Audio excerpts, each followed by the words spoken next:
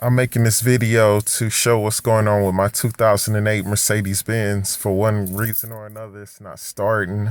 Um, so I put the key in and I kind of get that standard noise. And then turn it, put the ignition on. Then when I go to start,